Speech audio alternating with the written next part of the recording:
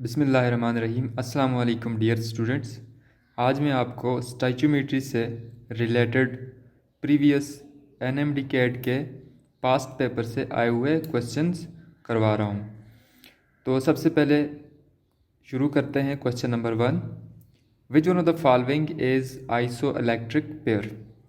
Dear students, iso electric वो substances का pair होता है जिन दोनों एलिमेंट या दोनों स्पीशीज़ के अंदर इलेक्ट्रॉन की तादाद सेम हो। अगर हम लोग पहले केस की बात करें तो नियान और सोडियम है। कभी भी किसी भी जगह पर अगर दो डिफरेंट एलिमेंट मौजूद हों तो उन दोनों के इलेक्ट्रॉन कभी भी सेम नहीं हो सकते, क्योंकि उनका एटॉमिक नंबर सेम नहीं होगा। इसी तरह अगर हम एल्युमिनियम और कार्बन को देखेंगे, ये भी दो डिफरेंट एलिमेंट हैं, तो इनका भी एटॉमिक नंबर सेम नहीं है, इनके इलेक्ट्रॉन भी सेम नहीं होंगे।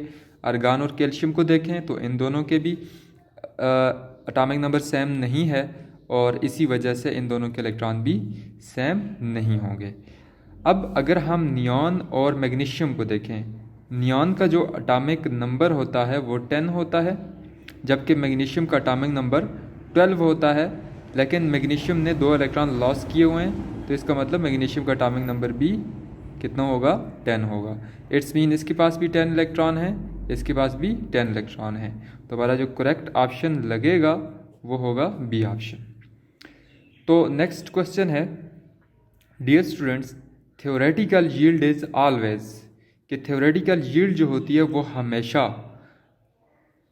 परसेंटेज यील्ड से कम होती है, एक्चुअल यील्ड से ग्रेटर होती है, एक्चुअल यील्ड के बराबर होती है, या इसमें से कोई ऑप्शन ठीक नहीं है।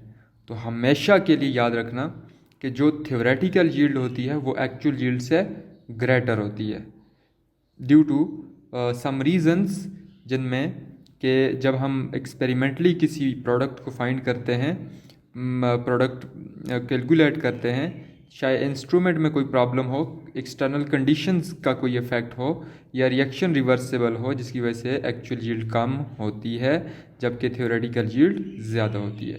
तो theoretical yield is always greater than actual yield.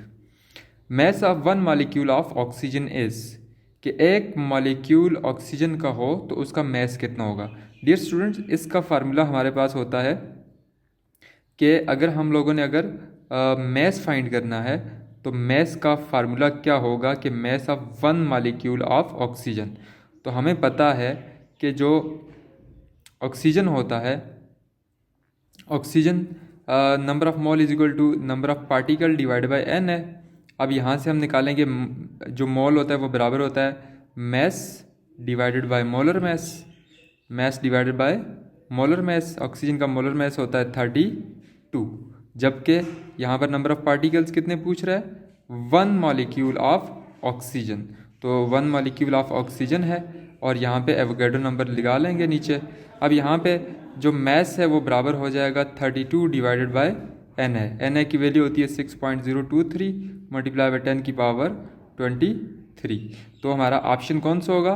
Definitely हमारा ऑप्शन जो होगा वो ऑप्शन सी होगा। अब नेक्स्ट क्वेश्चन में डियर स्टूडेंट्स हमें एक बैलेंस केमिकल इक्वेशन दी हुई है। बैलेंस केमिकल इक्वेशन में 2KClO3 form 2KCl plus 3 mole of oxygen on heating. How many moles of KClO3 are required to prepare 6 moles of oxygen? Dear students, इस question को solve करने का बहुत ही आसान तरीका है। वो कैसे कि आप सबसे पहले बैलेंस केमिकल इक्वेशन लिखें। KClO3 gives us 2KCl plus 3O2। अब हमसे पूछा गया है कि इसका बताओ इसके मोल्स कितने होंगे, यानी मोल्स ऑफ KClO3 हमें पता ही नहीं है, जबकि हमें पता है कि ऑक्सीजन जो है वो कितने होंगे, प्रोड्यूस होंगे 6 मोल्स प्रोड्यूस होंगे। तो number of moles of oxygen are the 6 moles. तो बहुत ही आसान यूनिटरी मेथड यूज़ करेंगे यहाँ पे डियर स्टूडेंट्स।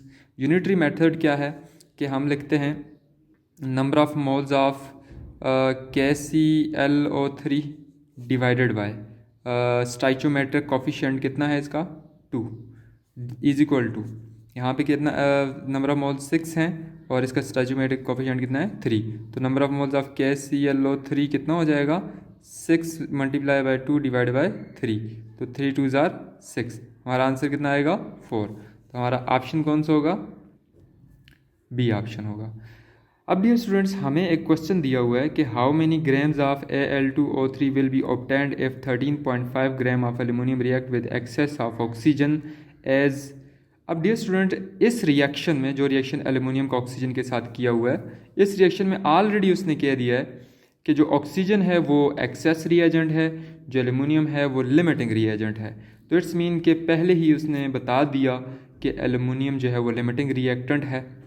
तो लिमिटिंग रिएक्टेंट की बेस पर ही हम प्रोडक्ट की अमाउंट को कैलकुलेट किया करते हैं। तो अब रिएक्शन को लिखते हैं यहाँ पे कि 4 aluminium react with 3 mole of oxygen gives us 2Al2O3। अब डियर स्टूडेंट्स यहाँ पर हमें कह रहे हैं कि 13.5 ग्राम ऑफ एल्यूमिनियम, यानी इसके हमें पता है 13.5 ग्राम। तो आप ये बता दो कि इसके कितने ग्राम होंगे। जो Al2O3 है इसके कितने ग्राम प्रोड्यूस होंगे, तो इसके ग्राम्स हमें पता नहीं है। अब हमें जो मेथड पता है वो क्या है, number of moles of aluminium divided by stoichiometric coefficient of aluminium is equal to number of moles of Al2O3 divided by stoichiometric coefficient of Al2O3। अब डियर स्टूडेंट्स हमें तो जो क्वेश्चन में वैल्यूज़ दी हुई हैं वो तो हमें ग्राम में दी हुई हैं, तो मोल को ग्राम में कन्वर्ट करते हैं। यानी मोल किस चीज़ के बराबर होती है, मोल बराबर होता है mass divided by molar mass. Stoichiometric coefficient इसका कितना है 4, जबकि इसका मोलर मैस कितना है, क्योंकि मोल बराबर होते हैं mass divide by molar mass. तो एल्यूमिनियम का जो मोलर मैस है डियर स्टूडेंट्स वो कितना है 27 is equal to number of moles of Al2O3 divided by stoichiometric coefficient of. अब ये भी हमें ग्राम में निकालना है, तो हम इसको mass divide by molar mass कर देते हैं। Al2O3 का मोलर मैस कितना है डियर स्टूडेंट्स, 2 एल्यूमिनियम है तो 27 2 बार लिखेंगे। ऑक्सीजन कितने हैं 3 हैं तो 3 बार लिखें इसको। अब इनको प्लस करें, ये कितना आंसर आएगा इससे आंसर आएगा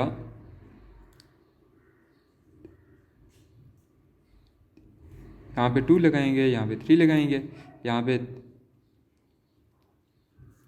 पे आ जाएगा 102। तो इसका आंसर आया 102 मोलर मैस है। तो इसका स्टोइचियोमेट्रिक कोफिशिएंट क्या है, अब ये ग्राम में हम निकाल रहे हैं, यानी मोल्स को ग्राम में कन्वर्ट किया हम लोगों ने। तो अब यहाँ पे आंसर कितना आएगा, स्टोइचियोमेट्रिक कोफिशिएंट जो है वो 2 है, तो इसको 2 से मल्टीप्लाई करेंगे। अब डियर स्टूडेंट्स यहाँ पर 13 1 जार 13, 13 2 जार 27। इक्वेशन की एक साइड से भी 2 कैंसिल किया, दूसरी साइड से भी इक्वेशन को आंसर 10। अब यहाँ पे आंसर क्या आएगा 102, 102 इधर आके क्या हो जाएगा मल्टीप्लाई हो जाएगा। तो डिवाइड बाय कितना है 4, तो यहाँ पे ग्राम आ जाएगा Al2O3। तो यहाँ पे 4 के साथ इसको अगर कैंसिल करें तो आपका आंसर कितना आएगा, जो हमारा आंसर होगा वो आएगा 25 आएगा। 25 के साथ ये कैंसिल करेगा, 4 2 जार 4 3 जार 12 4 2 जार 8। डेफिनेटली डियर स्टूडेंट्स यहाँ पर इसका जो आंसर आएगा 3 4 5 6 7 8 9 10। तो इसका आंसर कितना आएगा डियर स्टूडेंट्स, डेफिनेटली इसका आंसर कितना आएगा 25। तो राउंड अबाउट इसको 25 आंसर लगाना है, लेकिन कैलकुलेशन में आप अप्रॉक्सीमेशन मेथड भी लगा सकते हैं। बाज़ दफ़ा आपको कोई कैलकुलेशन में बड़ी वैल्यूज़ दी होती हैं तो आप पॉइंट्स को यूज़ कर सकते हैं और उनको फाइंड आउट भी कर सकते हैं। अब डियर स्टूडेंट्स यहाँ पर हम लोगों ने क्या किया था 102 और यहाँ पे हम लोगों ने लिखा है कि राउंड अबाउट इसका आंसर 25 आता है। तो इसका जो ऑप्शन है वो कहीं पे लिखा होगा, यहाँ पे लिखा हुआ है, ठीक है। अब finally number of atom in 18 gram water are. Dear students बहुत ही आसान काम है कि वाटर का जो एक मालिक्यूल है ठीक है, यानी इसका फार्मूला आपको बता देता हूँ, number of atom is equal to mole into Avogadro number into X. X क्या है? Number of mole, number of particle in one molecule. एक मालिक्यूल में कितने हैं वाटर के, यानी आपसे पूछा गया है नंबर ऑफ हाइड्रोजन एटम, यहाँ से हाइड्रोजन एटम पूछा गया है। तो हाइड्रोजन एटम फाइंड करने हैं, तो एक मालिक्यूल के अंदर हाइड्रोजन एटम कितने हैं? 2। एवोगैड्रो नंबर आ गया इसके साथ 2n है। अब यहाँ पे n कितना दिया हुआ हमें, नंबर ऑफ मोल्स कितने दिए हुए हैं? नंबर ऑफ मोल्स तो नहीं दिए हुए, हमें तो ग्राम दिया हुआ है। तो ग्राम को मोल्स में कैसे कन्वर्ट करते हैं? 18 mass divide by molar mass हो जाएगा, ये 18 इसके साथ कैंसिल हो जाएगा, और यहाँ पे आंसर जो आएगा वो कितना आएगा? 6 2 जार, डेफिनेटली यहाँ पे आंसर कितना आएगा? अगर हम इसको क्या करते हैं, इस तरह सॉल्व करते हैं कि एक मालिक्यूल के अंदर कितना है, ठीक है, अगर हमें पता है कि एक मालिक्यूल के अंदर कितना है, एक मालिक्यूल के अंदर 3 एटम हैं, और इसके आ जाएंगे 1 मोल के अंदर कितने आ जाएंगे? 3Na आ जाएगा, और इसका आंसर कितना आएगा? 3 मोल आएगा।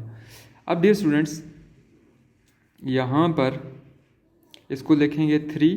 मैं आपके लिए कैलकुलेशन को थोड़ा आसान बनाना चाहता हूँ। तो यहाँ पे एक मालिक्यूल के अंदर 2 एटम हैं, सॉरी कितने एटम हैं? हाइड्रोजन के 2 एटम हैं। तो एक मोल के अंदर कितने हो जाएंगे? 2Na हो जाएंगे। कितने हो जाएंगे? एक मोल के अंदर 2Na हो जाएंगे।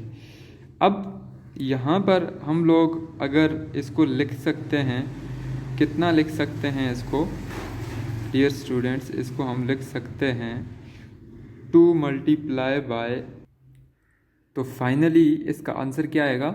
2Na। तो हमारा ऑप्शन कौन सा होगा? बी करेक्ट होगा। तो डियर स्टूडेंट, ये कुछ MCQs थे। तो इस तरह से हम लोग क्या करेंगे, अपने आप को ट्रिक्स के ज़रिए स्टैचोमेट्री के प्रॉब्लम्स को सॉल्व करेंगे। इंशाल्लाह नेक्स्ट वीडियो में आपको कुछ और MCQs और ट्रिक्स बताऊंगा। अल्लाह हाफ़िज़।